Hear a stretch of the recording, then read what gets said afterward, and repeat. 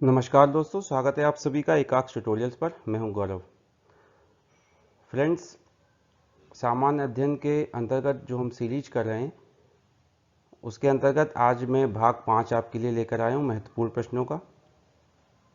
इसमें history, geography, environment, Indian polity आदि विभिन्न सेक्शन से महत्वपूर्ण प्रश्न जो होते हैं उनका हम रिवीजन करेंगे, उनका अभ्यास करेंगे। आने वाले यूपी पीसीएस प्रीलिम्स 2020 का एग्ज़ाम है या आरओ 2016 का जो एग्ज़ाम होने वाला है, जो भी अभ्यर्थी ये एग्ज़ाम देने जा रहे हैं या अन्य कोई एग्ज़ाम जिसमें सामान्य अध्ययन के सेक्शन को प्रश्न पत्र में पूछा जाता है, उनके लिए यह वीडियो महत्वपूर्ण है। तो इससे पहले कि वीडियो शुरू करें, आपसे रिक्वेस्ट है कि यदि आपको वीडियो पसंद आए तो प्लीज़ शेयर और सब्सक्राइब जरूर करें और बेल आइकन को प्रेस करना ना भूलें ताकि आपको सारे नोटिफिकेशन समय से मिल जाएं। तो चलिए वीडियो शुरू करते हैं। पहला प्रश्न आज का हमारा है, धन्वंतरी किस शासक के नवरत्नों में से एक थे? तो ये किस शासक के दरबार में नवरत्नों में से एक थे? चंद्रगुप्त द्वितीय। चंद्रगुप्त द्वितीय की एक उपाधि भी थी। क्या उपाधि थी वो? विक्रमादित्य। चंद्रगुप्त द्वितीय की जो उपाधि थी जो उन्होंने धारण की थी वो थी विक्रमादित्य। क्वेश्चन नंबर 2 है, सर्वछत्रांतक किस सम्राट को कहा गया है? तो ये क्या गया है? महापद्मनंद को। क्या कहा गया है? सर्वछत्रांतक किसको कहा गया? महापद्मनंद को। ये एंशिएंट हिस्ट्री के क्वेश्चन हैं जो इस समय स्क्रीन पर हैं। उसके बाद है, कर्ण वंश की स्थापना किसने की थी? तो इसकी स्थापना की थी वासुदेव नामक, जो इसके मतलब जो स्थापना की थी, जो प्रथम इस वंश के शासक हुए वो थे वासुदेव। ठीक है। क्वेश्चन नंबर 4, वैशेषिक दर्शन के प्रतिपादक कौन थे? तो ये थे कणाद। ठीक है। क्वेश्चन नंबर 5 है, सल्तनत काल में दीवाने खैरात विभाग की स्थापना किसने की? तो दीवाने खैरात विभाग की स्थापना की थी फिरोज तुगलक ने। ये संबंधित विभाग आप सभी याद कर लीजिएगा जो भी सल्तनत काल में रहे हैं या मुगल काल में, किस शासक ने किस विभाग की स्थापना की है। ठीक है, ये आपको याद होने चाहिए, सभी रटे हुए होने चाहिए, ये महत्वपूर्ण है। और ये जो दर्शन है, 6 दर्शन है, वैशेषिक, मीमांसा, न्याय दर्शन, ठीक है, ये आपको सभी याद होने चाहिए। इनके प्रतिपादक कौन थे? क्वेश्चन नंबर 6 है, कीर्ति स्तंभ का निर्माण किसने करवाया? तो कीर्ति स्तंभ का निर्माण करवाया था राणा कुंभा ने। राणा कुंभा। शुष्क शैल में, अब जनरल साइंस से क्वेश्चन है, शुष्क शैल में कौन सी ऊर्जा पाई जाती है? तो रासायनिक ऊर्जा पाई जाती है। क्वेश्चन नंबर 8 है, इंद्रधनुष के बनने का क्या कारण है? तो इंद्रधनुष के बनने का कारण अपवर्तन एवं परावर्तन, दोनों घटनाएं जो हैं वो इसका कारण है। क्विक सिल्वर किस धातु को कहा जाता है? तो क्विक सिल्वर किसको कहा जाता है? पारा, मरकरी को क्विक सिल्वर। अगला प्रश्न है हमारा प्रश्न संख्या 10, स्टेनलेस स्टील बनाने में लोहे के साथ कौन सी धातु प्रयुक्त होती है? तो यह होती क्रोमियम। लोहे के साथ क्रोमियम का प्रयोग होता है। क्वेश्चन नंबर 11 है, अश्रु गैस का रासायनिक नाम क्या है? तो अश्रु गैस का रासायनिक नाम है अल्फा क्लोरो एसिटोफिनोन। क्या नाम है? Alpha chloro acetophenone. Question number 12 है, टमाटर मुख्य रूप से किस अम्ल का स्रोत है? तो ऑक्जेलिक अम्ल का। टमाटर ऑक्जेलिक अम्ल का मुख्य रूप से स्रोत है। ये सभी कुछ हैं कि ये अम्ल किस में पाए जाते हैं, कुछ अम्लों के नाम हैं वो आपको याद होने चाहिए। ठीक है, टार्टरिक एसिड है, ऑक्जेलिक अम्ल है, ठीक है, ये सभी और 2-3 अम्ल और हैं, उनको आपको याद कर लेना कि वो किस खाद्य पदार्थ में मुख्य रूप से या कहाँ उनका उत्सर्जन होता है, मुख्य रूप से किस तरह से उत्सर्जन होता है। क्वेश्चन नंबर 13 है, नाहवा शोभा बंदरगाह परियोजना कहाँ स्थित है? तो ये मुंबई में स्थित है, महाराष्ट्र राज्य में। ठीक है। क्वेश्चन नंबर 14 है, स्वतंत्रता के बाद विकसित पहला पत्तन था, कौन सा था? कांडला। स्वतंत्रता के बाद जो पहला पत्तन विकसित किया गया वो कांडला था। क्वेश्चन नंबर 15 है, खेतड़ी किस खनिज के उत्पादन के लिए प्रसिद्ध है? तो खेतड़ी तांबा के उत्पादन के लिए प्रसिद्ध है। और खेतड़ी कहाँ पर है, किस राज्य में? राजस्थान में। ठीक है, राजस्थान। इसके बाद क्वेश्चन नंबर 16 भारत में सोने की सर्वाधिक मात्रा उत्पादित करने वाला राज्य कौन सा है? तो यह कर्नाटक है। वर्तमान में भी कर्नाटक में ही सबसे ज़्यादा सोना का उत्पादन होता है। क्वेश्चन नंबर 17 ये ज्योग्राफी से है। फिर ग्रहों की गति का नियम किसने प्रतिपादित किया? तो केपलर ने। किसने प्रतिपादित किया था? केपलर ने। क्वेश्चन नंबर 18 जल के बहाव का मात्रक क्या है? तो जल के बहाव को हम किस में मापते हैं? क्यूसेक में। किस में? क्यूसेक। क्यूसेक मात्रक है इसका। ठीक है, आपको सभी महत्वपूर्ण इकाई उनके मात्रक याद होने चाहिए भौतिक विज्ञान फिजिक्स के अंतर्गत। ठीक है, जरूर एक प्रश्न इसमें से अधिकांशतः पूछ लिया जाता है।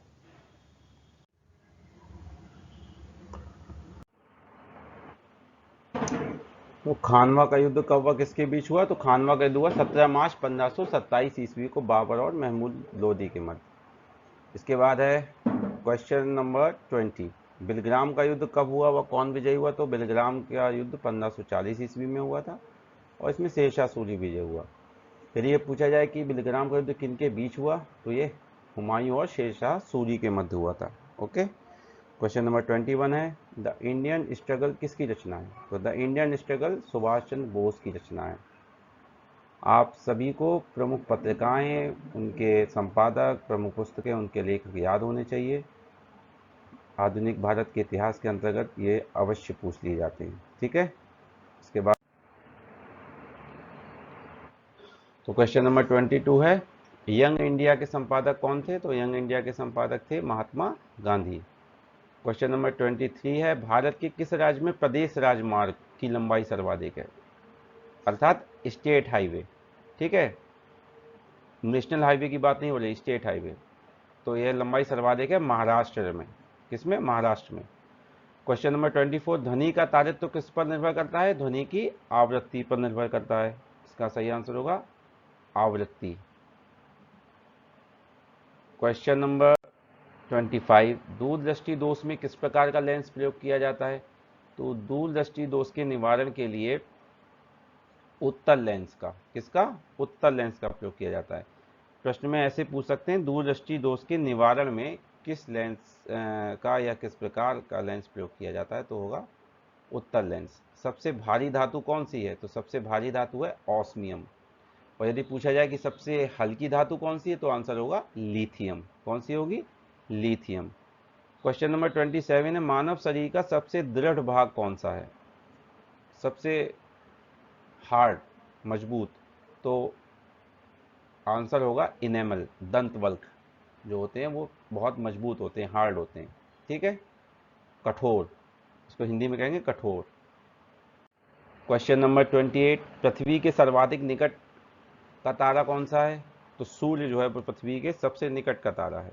ठीक है, क्वेश्चन नंबर 29 वे प्रश्न जिनका उत्तर संसद के किसी सदन में मौखिक रूप से ही दिया जाता है क्या कहलाते हैं?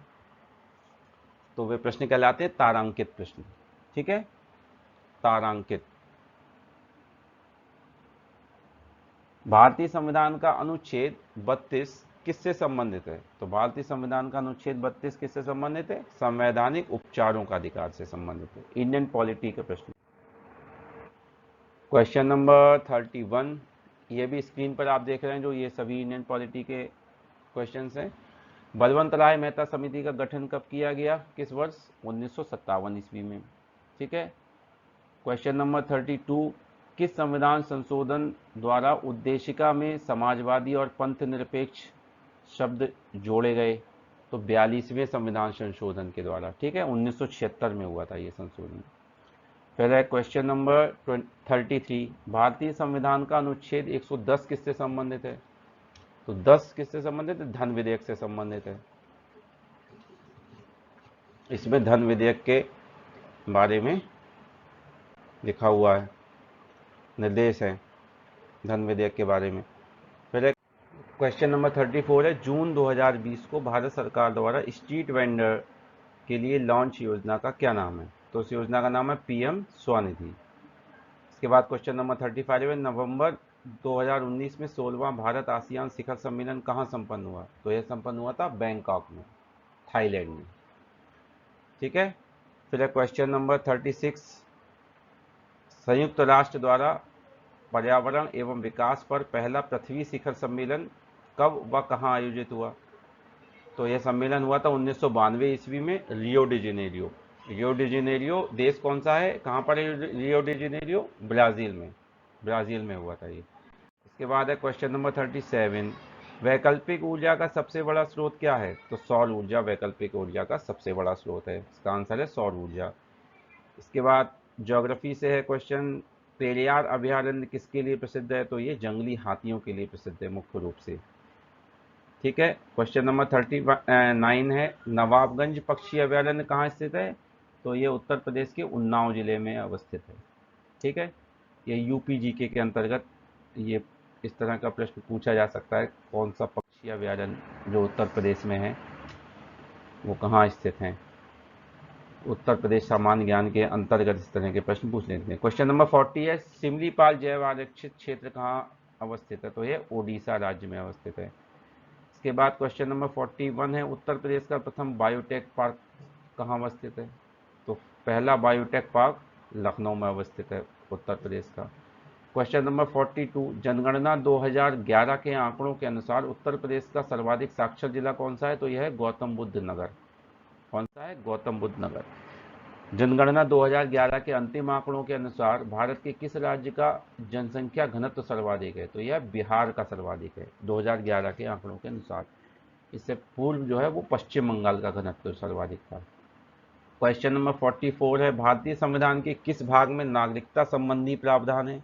तो नागरिकता संबंधी प्रावधान भाग 2 में दिए गए हैं, भारतीय संविधान के भाग 2 में।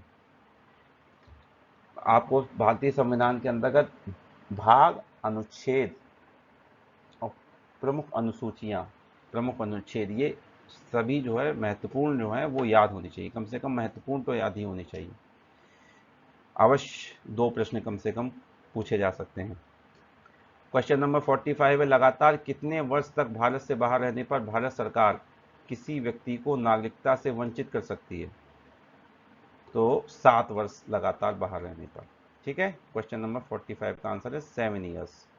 क्वेश्चन नंबर 46, किसी व्यक्ति को बिना मुकदमा चलाए अधिकतम कितने समय के लिए बंदी बनाया जा सकता है?